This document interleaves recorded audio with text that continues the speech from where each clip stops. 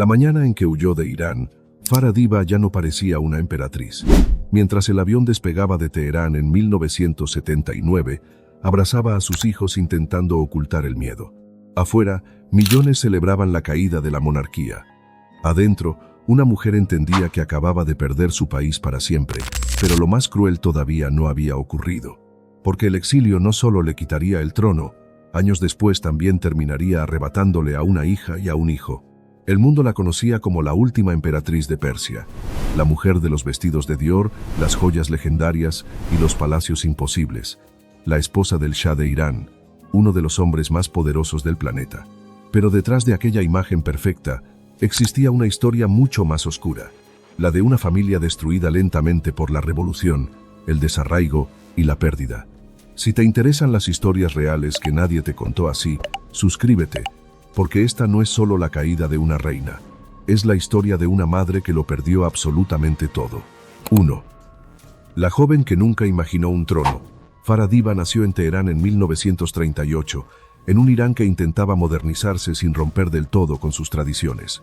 Su familia no pertenecía a la realeza, pero sí a una clase media culta que valoraba profundamente la educación. Cuando tenía apenas 9 años, perdió a su padre, un respetado oficial militar. Aquella muerte cambió su vida para siempre y la obligó a madurar demasiado rápido.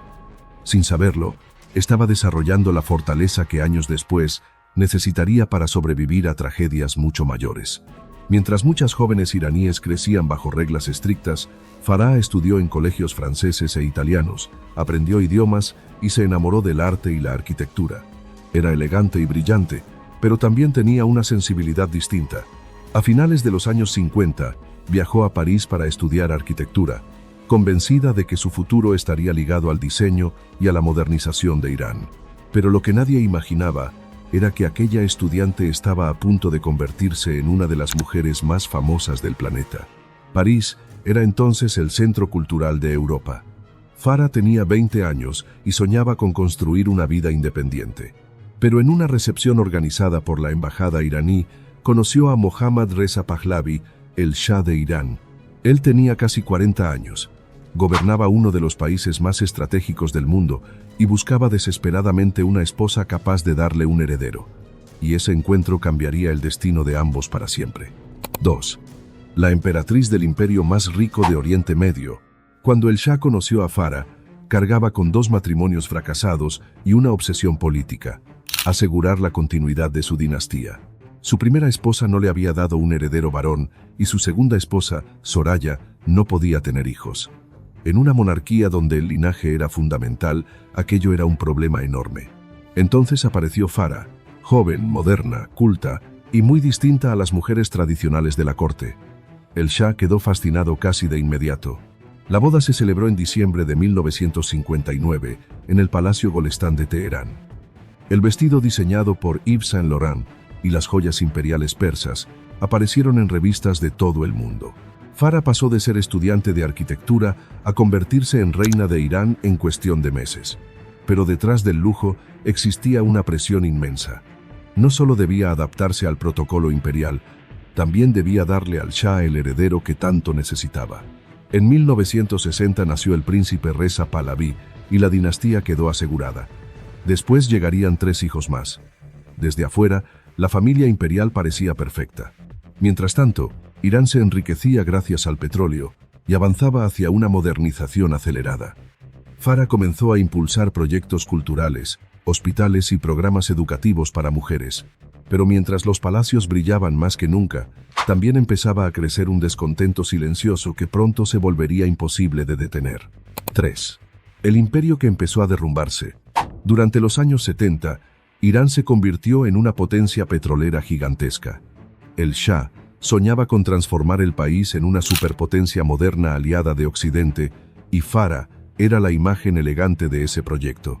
En 1967 fue coronada oficialmente emperatriz, algo inédito en la historia moderna iraní. Incluso fue nombrada regente del imperio si el Shah moría antes de que su hijo alcanzara la mayoría de edad. Pero mientras la corte celebraba, fuera de los palacios la tensión comenzaba a crecer. El momento de mayor esplendor llegó en 1971 con las fastuosas celebraciones de los 2500 años del Imperio Persa en Persépolis. Reyes, presidentes y líderes mundiales viajaron a Irán para asistir a una fiesta deslumbrante y extremadamente costosa. Todo parecía demostrar que la monarquía era más poderosa que nunca. Sin embargo, para millones de iraníes aquellas imágenes simbolizaban algo muy distinto: un gobierno desconectado de la realidad de su pueblo. Y mientras el lujo imperial seguía creciendo, también crecía el enojo en las calles. Los sectores religiosos rechazaban la occidentalización del país y muchos jóvenes criticaban la represión política del régimen. En ese clima, apareció una figura que cambiaría la historia de Irán: el ayatolá Ruhollah Khomeini. Desde el exilio comenzó a difundir discursos contra el Shah, denunciando corrupción e injusticia. Poco a poco, sus palabras empezaron a encender un movimiento que terminaría destruyendo todo el mundo que Farah había construido. 4. La noche en que lo perdieron todo. En 1978, Irán comenzó a desmoronarse. Las protestas crecieron rápidamente hasta paralizar el país. Manifestaciones, huelgas y enfrentamientos llenaban las calles mientras el régimen respondía con represión, y cada muerte aumentaba todavía más la furia popular. Desde los palacios imperiales, Farah observaba cómo el miedo empezaba a rodear a su familia. Intentaba proteger a sus hijos, pero ya entendía que el mundo que conocían estaba desapareciendo. El punto de no retorno llegó con el llamado Viernes Negro, cuando el ejército disparó contra manifestantes en Teherán. Después de aquello, millones de iraníes comenzaron a exigir directamente el fin de la monarquía. El Shah, además, estaba gravemente enfermo de leucemia, aunque casi nadie lo sabía. Sus aliados internacionales empezaron a abandonarlo, y el régimen quedó cada vez más aislado, pero lo peor aún no había llegado. El 16 de enero de 1979, Farah abandonó Irán junto a su esposo y sus hijos. Mientras el avión imperial despegaba, el Shah sostenía un puñado de tierra iraní en la mano. Sabía que probablemente jamás volvería. Poco después, el ayatolá Khomeini regresó triunfalmente a Teherán y la República Islámica tomó el poder. La familia imperial comenzó entonces un exilio desesperado por Marruecos, México, Estados Unidos y Egipto. Ya no eran emperadores, eran una familia huyendo mientras el mundo les cerraba las puertas. 5. La tragedia que destruyó a su familia. El exilio terminó siendo mucho más cruel de lo que Farah imaginaba. No solo perdió el trono y su país, también empezó a perder lentamente a su familia. En julio de 1980, el Shah murió en Egipto consumido por la enfermedad. Farah permaneció a su lado hasta el final. Después de 20 años de matrimonio, quedó viuda en tierra extranjera, lejos del mundo que había conocido. Pero el dolor más duro todavía estaba por llegar. Sus hijos crecieron marcados por el desarraigo. Reza logró adaptarse mejor al exilio, pero Leila y Alireza nunca encontraron estabilidad emocional. Habían dejado Irán siendo niños y crecieron atrapados entre culturas, recuerdos y una identidad rota. Leila desarrolló anorexia, depresión y adicciones. Farah intentó ayudarla durante años, acompañándola a médicos y tratamientos, pero el vacío que cargaba su hija parecía imposible de llenar. En junio de 2001, Leila fue encontrada muerta en un hotel de Londres. Tenía apenas 31 años. 10 años después, su hijo Alireza también se suicidó en Boston tras una larga depresión.